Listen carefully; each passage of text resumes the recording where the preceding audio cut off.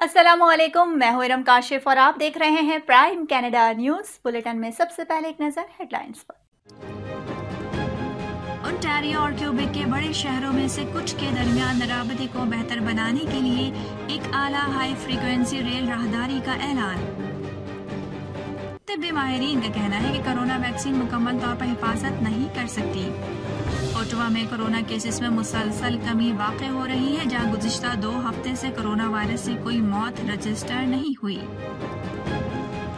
British Columbia میں گزشتہ 24 گھنٹے میں کرونا وائرس کی 46 نئے کیسز رپورٹ۔ منگل کے روز لاپتہ ہونے والا ایک 13 سالہ لڑکے کو جلد ہی تلاش کر لیا گیا، کنگسٹن پولیس ترجمان۔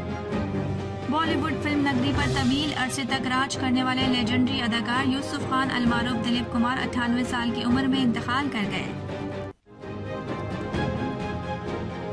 اسلام آباد میں لڑکی اور لڑکے پر تشدد کی ویڈیو وائرل ہونے کے بعد تشدد کرنے والے مرکزی ملزم عثمان مرزا اور اس کے ساتھی فرحان کو گرفتار کر لیا گیا۔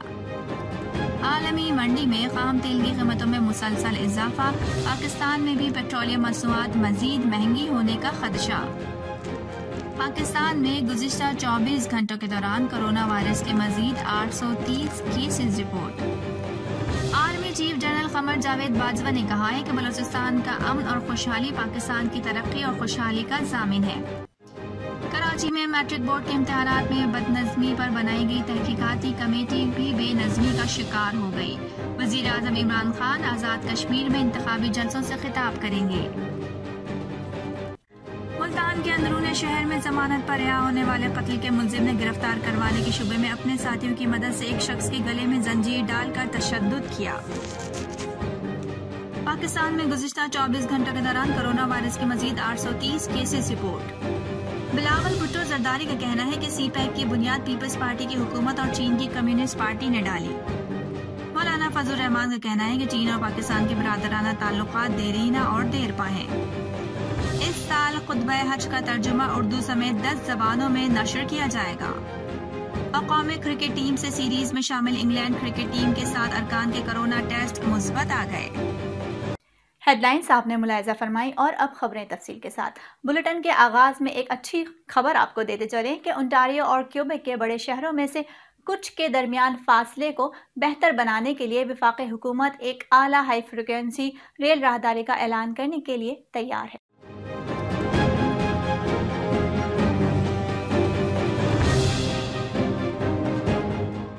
وزیر ٹرانسپورٹ عمر الغابرہ نے پیر کو سوشل میڈیا پر پوسٹ کی جانے والی ایک ویڈیو میں آئندہ اعلان کے بارے میں بتایا، جہاں وہ کیوبیک سٹی جانے والی ریل میں مسافروں کے ساتھ سفر میں شامل ہوئے۔ الغابرہ نے کہا کہ حکومت کیوبیک سٹی کو مونٹریال، اوٹوا اور ٹورنٹو سے ملانے والی اس بہترین راہداری کی تعمیر کے لیے خریداری کا عمل جلد شروع کرے گی۔ انہوں نے ویڈیو میں کہا کہ اس کی رفتار 200 کلومیٹر فی گھنٹہ تک بڑھ جائے گی اور اس سے آپ جیسے مسافروں کی تعداد میں اضافہ ہوگا اور ان شہروں کے مابین روابط میں آسانی اور وقت کی بچت ہوگی۔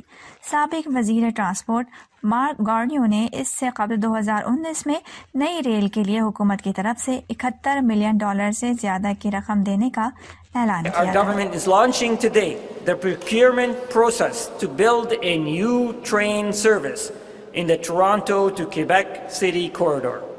I'm pleased to say that up to 90% of the new service would run on electricity, contributing to a green economy and creating good jobs. This will help encourage travelers to shift to rail from modes of transportation that generate more pollution. This proposal would also deliver faster trains that will reduce the average travel time along the corridor. For example, the trip between Montreal and Laval de Quebec could be reduced by as much as 30 minutes, and the trip between Toronto and Laval de Quebec could be reduced by up to 90 minutes. It will also provide more reliable and more frequent service, more direct routes, and improved connectivity with other modes of transportation. This high-frequency rail project would be one of the largest infrastructure projects in Canada in decades and will transform travel in this busy transportation corridor. This summer, Via Rail and the Canada Infrastructure Bank's High Frequency Rail Joint Project Office will engage with Indigenous groups and other communities to consult and get feedback. This will help prepare for an impact assessment. The Joint Project Office will also continue to work with partner railways to negotiate increased access in and out of city centres. And the Canada Infrastructure Bank will engage with the private sector. This will help determine the best possible delivery model and capacity requirements. And as we learn from our outreach efforts to communities and the private sector, our government plans to land delivery model prior to the request for proposal and RFP launch in the fall of this year. We did indeed look at the option of high-speed rail, and having studied and compared the two options of high frequency and high speed, we concluded that high frequency offers the best options for Canadians and for Quebecers, and let me say why. First, the high-speed rail would cost significantly more and would take a lot more time to build.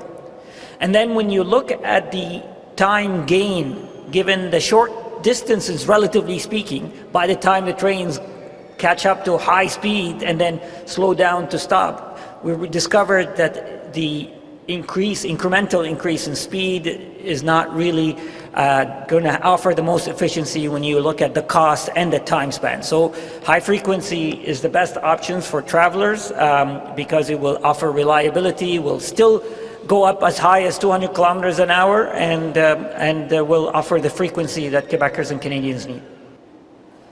So the final budget will vary depending on what the end final product is going to look like, and that's why right now we're starting engagement with the private sector, with local communities, about the final scope and what it's going to look like. But it could range from $6 billion to $10 to $12 billion, depending on the final scope. और अब bulletin में Canada में corona virus की मौजूदा सूरत हाल से आगाह करते चलें, जिसके मुताबिक ओटावा में कोरोना केसेस में मुसलसल कमी वाक़ हो रही है, जहां गुज़िश्ता 2 हफ्ते से कोरोना वायरस से कोई मौत रजिस्टर नहीं हुई।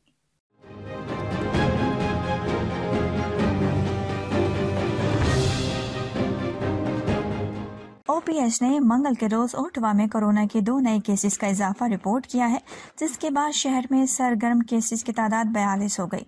ये दोनों मरीज डेल्टा वायरस से मुतासरा नहीं है। 21 जून को एक मरीज कोरोना वायरस से हलाक हुआ था। उसके बाद से शहर में कोरोना वायरस से कोई मौत रिपोर्ट नहीं हुई।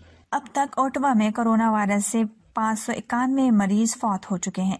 अस्पताल में ज़ेरे इलाज मरीजों की तादाद 2 है, जबकि कोई मरीज भी इंतहाई निगहदाश्त वार्ड में दाखिल नहीं है। उधर ब्रिटिश कोलंबिया में गुज़िश्ता 24 घंटे के दौरान कोरोना वायरस के 46 नए केसेस रिपोर्ट हुए हैं, जबकि कोरोना से कोई हलाकत सामने नहीं आई। इस हफ्ते केसेस की तादाद कुछ ज़्यादा है, लेकिन मजमूई तौर पर केसेस में कमी के बाद तादाद 602 हो गई है।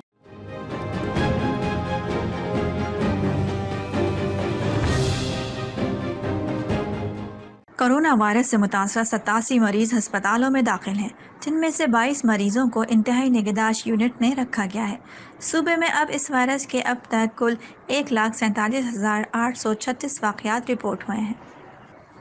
नए केसेस में से 15 फ्रीज़र हेल्थ में, 13 वैंकूवर कोस्टल हेल्थ में, 13 दाखिला सेहत में, 2 नॉर्दर्न हेल्थ में और 3 आइलैंड हेल्थ में थे।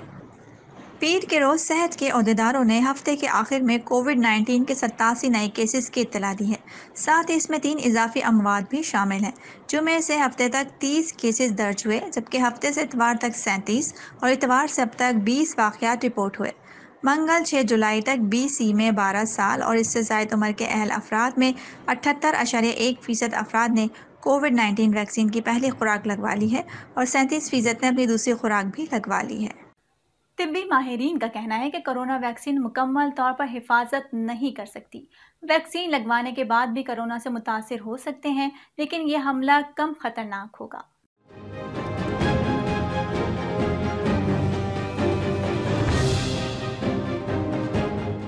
एक तहकीक تحقیق کے مطابق طبی ماہرین کا کہنا ہے کہ ویکسین لگوا لینے کے بعد بھی کرونا وائرس کا شکار ہو سکتے ہیں، لیکن ویکسین اس حملے کے خلاف مزاحمت کرے گی، جس کی وجہ سے مریض جلد صحت یاب ہو جائے گا اور اس مریض میں علامتیں بھی کم ظاہر ہوں گی۔ اسرائیل کی وزارت صحت نے اپنے ایک بیان میں بتایا ہے کہ 6 جون کے بعد سے Pfizer biotech vaccine corona virus کے حملے کے خلاف 64% تک مؤثر ہے۔ یہ حملہ ہونے کے چانس کو 64% تک کم کر دیتی ہے، جبکہ یہ ویکسین لگوانے کے بعد اگر کرونا وائرس کا شکار ہو جائے تو یہ بیماری اور علامات کو 93% تک کم کرنے کی صلاحیت بھی رکھتی ہے۔ کنگسٹن پولیس کے ترجمان نے بتایا کہ منگل کے روز لاپتہ ہونے والے ایک 13 سالہ لڑکے کو جلد ہی تلاش کر لیا گیا تھا۔ اسے آخری بار منگل کے اوائل میں ریڈا اور کوریگرین اسٹریٹ کے علاقے میں دیکھا گیا تھا۔ کنگسٹن پولیس کا کہنا ہے کہ اس کے اہل خانہ کو اس کی حفاظت کا خدشہ تھا کیونکہ اس کی طبی حالت خراب ہے۔ اس لاپتہ لڑکے کی تصویر اور معلومات سوشل میڈیا پر ڈالنے کے بعد کنگسٹن پولیس کا کہنا ہے کہ عوام کے ایک رکن نے اسے پہچان لیا اور پولیس کو اطلاع کر دی، جس کے بعد پولیس نے فوری طور پر لڑکے کو تحویل میں لے لیا اور اس کی حفاظت کو یقینی بناتے ہوئے اس کے والدین کے حوالے کر دیا۔ اور اب کچھ خبریں شامل کرتے ہیں پاکستان سے۔ وفاقی دارالحکومت اسلام آباد میں لڑکی اور لڑکے پر تشدد کی ویڈیو وائرل ہونے کے بعد تشدد کرنے والے مرکزی ملزم عثمان مرزا اور اس کے ساتھی فرحان کو گرفتار کر لیا گیا۔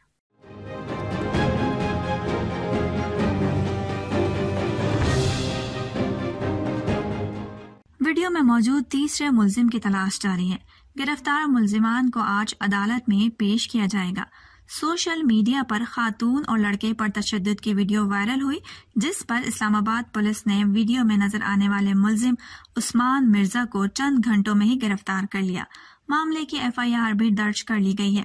ملزم عثمان مرزا کے خلاف مقدمہ درج کر کے قانونی کارروائی شروع کر دی گئی ہے۔ سوشل میڈیا پر وائرل ہوئی ویڈیو میں دیکھا جا سکتا ہے کہ بااثر شخص لڑکے اور لڑکی کو ہراساں کر رہا ہے، ان پر تشدد کر رہا ہے، مغالطات بک رہا ہے۔ ملزم کی اسلحے کی نمائش کرتے ہوئے پرانی ویڈیوز بھی منظر عام پر آ گئی ہیں۔ اسلام آباد میں عثمان مرزا نامی شخص نے جب نوجوان لڑکے اور لڑکی کو تشدد کا نشانہ بنایا تو کچھ لوگوں نے اسے روکنے کی کوشش کی، جس پر ملزم نے نوجوان لڑکے اور لڑکی کو مغالطات بکی اور سنگین نتائج کی دھمکیاں دی۔ لڑکے اور لڑکی پر تشدد اور انہیں ہراساں کرنے کی ویڈیو وائرل ہونے پر پولیس نے مرکزی ملزم عثمان مرزا اور اس کے ایک ساتھی فرحان کو گرفتار کر لیا۔ Army chief general Qamar Javed Bajwa نے کہا ہے کہ بلوچستان کا امن اور خوشحالی پاکستان کی ترقی اور خوشحالی کا ضامن ہے۔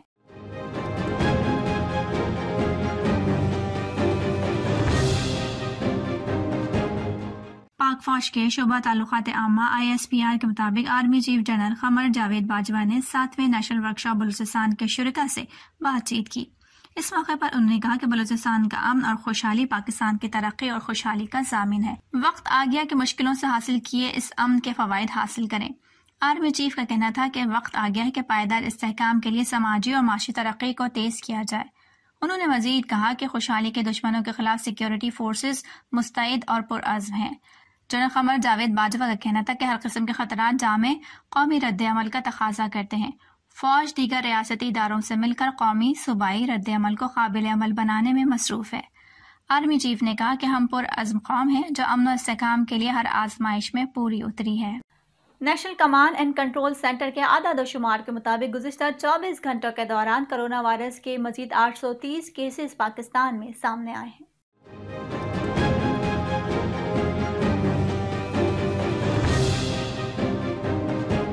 مزید 25 افراد اس موذی وبا کے سامنے زندگی کی بازی ہار گئے۔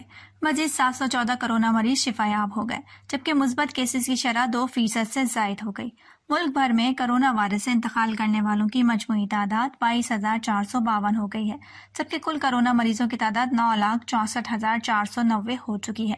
ملک بھر میں اسپتالوں، قرنطینہ سینٹرز اور گھروں میں کرونا وائرس کے کل 33,390 مریض زیر علاج ہیں، جن میں سے 1,968 مریضوں کی حالت تشویشناک ہے، جبکہ کل 9,08,648 مریض اب تک اس بیماری سے شفایاب ہو چکے ہیں۔ گزشتہ 24 گھنٹوں میں ملک میں کرونا وائرس کے مزید 37,364 ٹیسٹ کیے گئے، جبکہ اب تک کل 1,48,15,639 کرونا ٹیسٹ کیے جا چکے ہیں۔ وزیر اعظم آزاد کشمیر میں انتخابی جلسوں سے خطاب کریں گے۔ پارٹی رہنماؤں سے اہم ملاقات کے بعد عمران خان نے فیصلہ کر لیا۔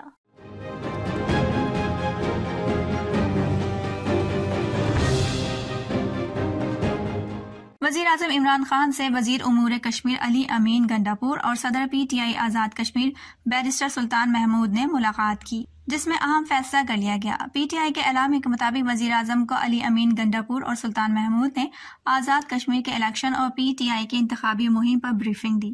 اعلامیے کے مطابق اجلاس میں فیصلہ کیا گیا کہ وزیر اعظم عمران خان آزاد کشمیر میں جلسوں سے خطاب کریں گے۔ وزیر اعظم آزاد کشمیر کی انتخابی مہم کے دوران پی ٹی آئی امیدواروں کے جلسوں سے خطاب کریں گے۔ اعلامیے کے مطابق وزیر اعظم عمران خان 22 جولائی کو میر پور میں، 18 جولائی کو باغ میں اور 23 جولائی کو مظفر آباد میں انتخابی جلسوں سے خطاب کریں گے۔ کابینہ نے فیصلہ کیا ہے کہ صرف وفاقی وزراء ہی قومی پرچمداری گاڑیاں استعمال کر سکیں گے۔ وزیر اعظم عمران خان کی زیر صدارت اجلاس میں یہ فیصلہ کیا گیا۔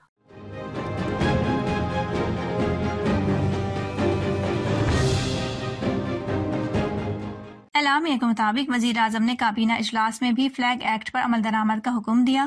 اس موقع پر وفاقی وزراء اور وزراء مملکت کے پروٹوکول کا جائزہ بھی لیا گیا۔ وزیر اعظم نے واضح طور پر کہا کہ تحریک انصاف حکومت پروٹوکول کلچر کے خلاف ہے۔ پروٹوکول اور سیکیورٹی سے متعلق سادگی کی ابتدا اپنی ذات سے کی۔ انہوں نے کہا کہ عوام کی مشکل مد نظر رکھتے ہوئے نجی اور سماجی مصروفیات تقریباً ترک کی ہوئی ہے۔ وزیر اعظم نے تمام وزراء کو ہدایت کی ہے کہ وہ سیکیورٹی ضروریات کا ازسر جائزہ لیں۔ اس پر کابینہ میں فیصلہ ہوا کہ سیکیورٹی ضروریات کے پیش نظر سیکیورٹی فراہم کی جائے گی۔ اعلامیے کے مطابق وزیر اعظم نے گاڑی پر پرچم لہرانے کی پالیسی کابینہ کے آئندہ اجلاس میں پیش کرنے کی ہدایت کی۔ اجلاس میں Pakistan Civil Aviation Authority Ordinance 2021 اور پاکستان ایئرپورٹس اتھارٹی آرڈیننس 2021 کی منظوری دی گئی۔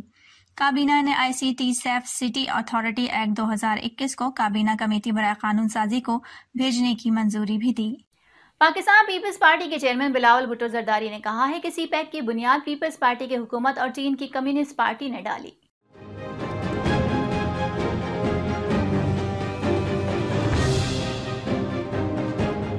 کمیونسٹ پارٹی آف چائنا کے ورچوئل سربراہی اجلاس سے خطاب کرتے ہوئے بلاول بھٹو زرداری کا کہنا تھا کہ کمیونسٹ پارٹی آف چائنا دنیا کی سب سے بڑی پارٹی بن چکی ہے۔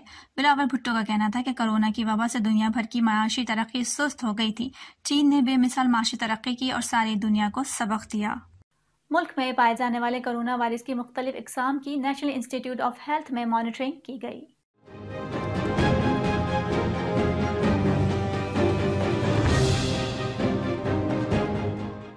وزارت صحت کا کہنا ہے کہ مئی کے آخر اور جون 2021 کے شروع میں کورونا کی مختلف اقسام کی موجودگی پائی گئی ہے۔ وزارت صحت نے بتایا ہے کہ ان میں قابل تشویش اقسام بھارتی ڈیلٹا ویرینٹ، جنوبی افریقہ کے بیٹا اور برطانیہ کے الفا وائرس کی مختلف اشکال شامل ہیں۔ جمعیت علماء اسلام فے کے سربراہ مولانا فضل الرحمان کا کہنا ہے کہ چین اور پاکستان کے برادرانہ تعلقات دیرینہ اور دیرپا ہیں۔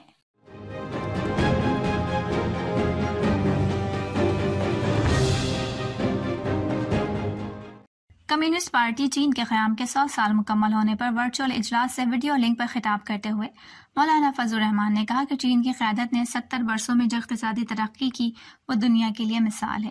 انہوں نے مزید کہا کہ چین نے سی پیک کے ذریعے پاکستان کے ساتھ دوستی کو نئی جہت دی ہے۔ کراچی میں میٹرک بورڈ کے امتحانات میں بے نظمی پر بنائی گئی تحقیقاتی کمیٹی بھی بے نظمی کا شکار ہو گئی۔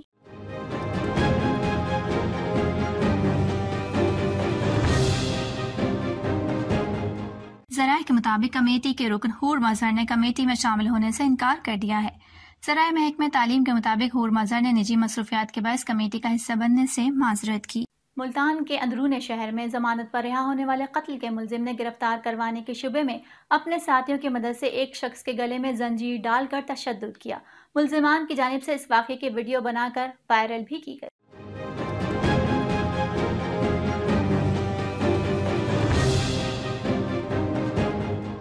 اندرون شہر کا رہائشی بابر عرف مرغی قتل کے الزام میں 1 سال قبل گرفتار ہوا تھا، جو 2 ماہ قبل ضمانت پر رہا ہوا تھا۔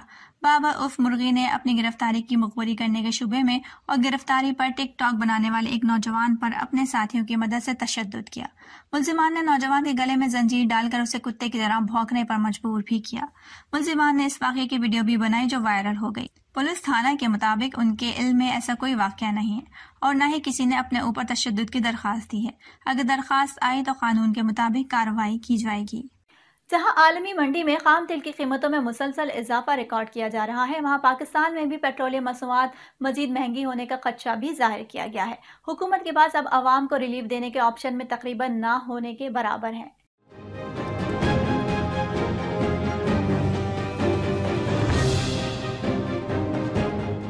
خام تیل کی قیمت میں عالمی منڈی میں مسلسل اضافہ ہو رہا ہے اور یہ سلسلہ جاری رہا تو آنے والا وقت کڑا ثابت ہو سکتا ہے۔ خام تیل کی قیمت بتدریج بڑھتے بڑھتے اب $77 فی بیرل تک پہنچ گئی ہے، جو پچھلے سال اسی عرصے میں $43 فی بیرل تھی۔ حکومت کے پاس پیٹرولیم مصنوعاتی قیمتیں نہ بڑھانے کے آپشن انتہائی کم دکھائی دے رہے ہیں، کیونکہ قیمتیں بڑھانے کا سب سے بڑا آپشن لیوی میں کم کر لینا تھا، جو اس وقت پیٹرول میں 0 ہے اور ڈیزل پر صرف ₹1.90 فی لیٹر ہے۔ ماضی میں پیٹرولیم اور ڈیزل پر لیوی ₹30 فی لیٹر تک بھی رہی ہے۔ حکومت عوام کو ریلیف دینے کے لیے اسے کم کرتے کرتے آخری حدوں تک جا چکی اور رواں مالی سال اس کی وصولی کا ہدف بھی 610 ارب روپے مقرر ہے۔ اگر حکومت نے پیٹرولیم لیوی نہ بڑھائی اور جی ایس ٹی بھی کم کیا تو اسے ٹیکس اہداف حاصل کرنے میں انتہائی مشکلات کا سامنا ہو سکتا ہے۔ اس سال خطبہ حج کا ترجمہ اردو سمیت 10 زبانوں میں نشر کیا جائے گا۔ حرمین انتظامیہ کے مطابق مسجد الحرام سے دین آگہی پروگرام 25 سے زیادہ زبانوں میں پیش کیے جا رہے ہیں۔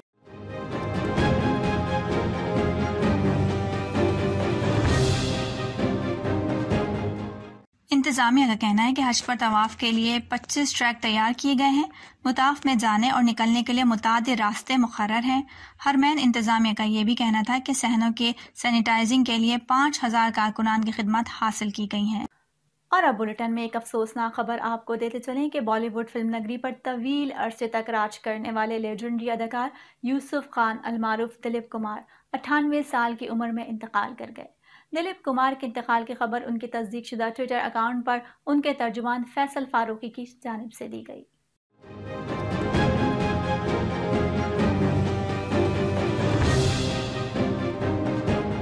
سماجی رابطے کی ویب سائٹ ٹویٹر پر جاری کیے گئے افسوسناک پیغام میں بتایا گیا ہے کہ انتہائی دل اور گہرے رنج و غم کے ساتھ میں یہ اعلان کر رہا ہوں کہ ہمارے دلیپ کمار صاحب کچھ دیر قبل انتقال کر گئے ہیں۔ فیصل فاروقی نے مزید لکھا کہ بے شک ہمیں خدا نے اس دنیا میں بھیجا ہے اور ہمیں لوٹ کر اسی کی طرف جانا ہے۔ ڈاکٹر جلیل پالکر کے مطابق دلیپ کمار نے اپنی آخری سانسیں صبح 7:30 پر لیں۔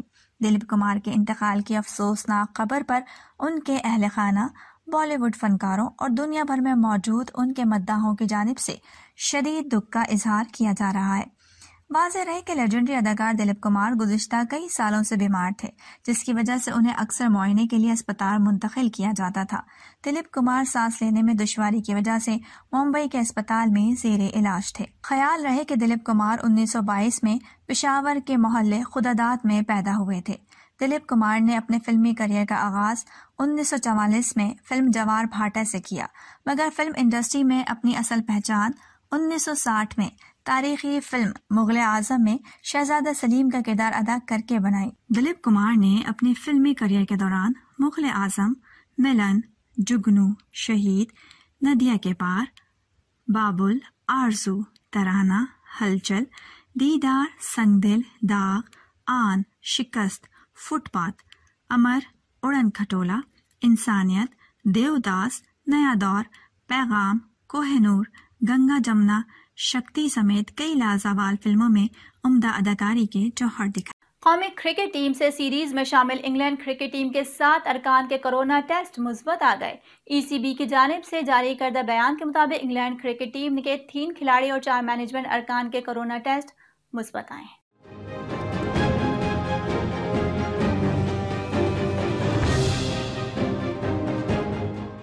حکومتی قوانین کے مطابق کرونا مثبت آنے والے قرنطینہ کریں گے، جبکہ انگلینڈ کرکٹ ٹیم کے باقی ارکان کو بھی آئسولیشن میں بھیج دیا گیا ہے۔ واضح رہے کہ پاکستان اور انگلینڈ کی ٹیموں کے درمیان پہلا ایک روزہ میچ 8 جولائی کو کھیلا جائے گا۔ انگلینڈ میں موجود قومی کرکٹ ٹیم کو انگلینڈ میں 3 ون ڈے کھیلنے ہیں، جو 8، 10 اور 13 جولائی کو کھیلے جائیں گے۔ انگلینڈ کے خلاف T20 میچز 16 اور 18 اور 20 جولائی کو ہوں گے۔ اب تک کے لیے اتنا ہی۔ باخبر رہنے کے لیے دیکھتے رہیے پرائم کینیڈا نیوز۔